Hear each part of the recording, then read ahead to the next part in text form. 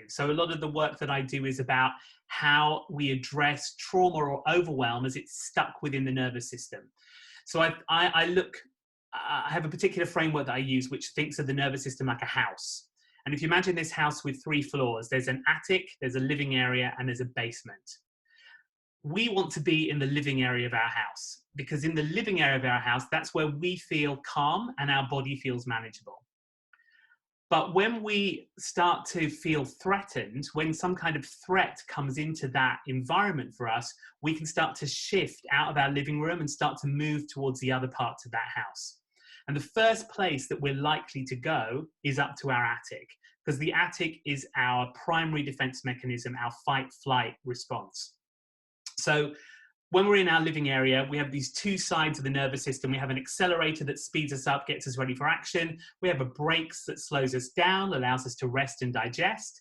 When we're in our living area, that goes up and down as you need it during the course of the day. But when you get triggered by something that feels threatening to your nervous system, your accelerator starts to speed up. It might take you out of the living area and up into your attic where you've got your fight-flight responses. As soon as you're in your fight-fight response, you lose contact with the part of the brain that allows you to socially engage and responds to the present moment. So this part of the brain here behind the forehead, the prefrontal cortex, this is very important for human beings because this is about executive function. This part of the brain will allow us to make choices and pull out all the information that we already have in our brains and apply it to the present moment. Soon as we've headed out of our living area, this bit closes down and instead the brain stem opens up. And as the brain stem opens up, suddenly we're in our survival mechanism. We're right there in our threat reactions, all those kind of habitual places. So when we've flipped out of our living area, we lose contact with this part of the brain. It's very hard for us to socially engage because that part of the brain's not working. And it's hard for us to think. It's hard for us to be rational. It's hard for us to take in new information. It's hard for us to remember things from moment to moment. So the questioner who's asked about feeling confused and not having any enthusiasm or any motivation at the moment, it's probably because this part of your brain has been switched off.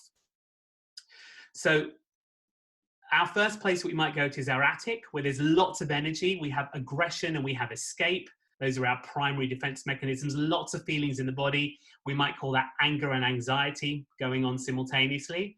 But if we have too much of that, then the body can't manage it. And we've been given a 3rd and a 4th defense mechanism down in our basement. And down in the basement, we have the freeze response, which is the rabbit in the headlights, very, very still so that I'm not seen or noticed by a predator. And the faint response, which is the complete collapse. So we might call that depression. We can feel very tense, we can feel very stuck, we can feel a lot of shame, we can feel helpless, hopeless, no energy. All of that happens down there in the basement of our house. But again, when we're down there, we still don't have the access to this part of the brain, this prefrontal cortex. So we're still unable to socially engage, and we're still unable to rationalize, respond to the present moment. It's all still switched off. So we might find in this particular moment when there is an existential threat around us that we can't actually see. There's not a lion in the room. There's a virus floating around out there that we can't fight it. We can't run away from it.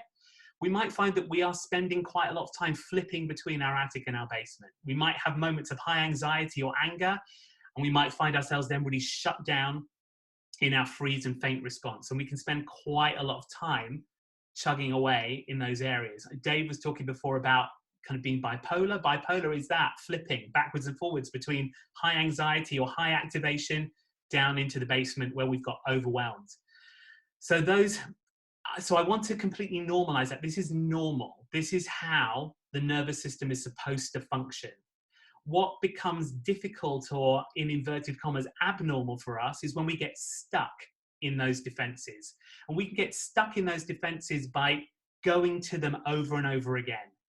Because the brain is an organ that wants to create shortcuts for the things you do and think the most often, if you keep going up to your attic or keep going down to your basement, you lay down a strong neural pathway for those behavioral responses. So then it becomes really quick. the triggers are really quick. You might not even notice the trigger before you're off into your defense mechanisms. And because the attic can become so overwhelming for the body, you might not even notice your attic response and go straight to the basement.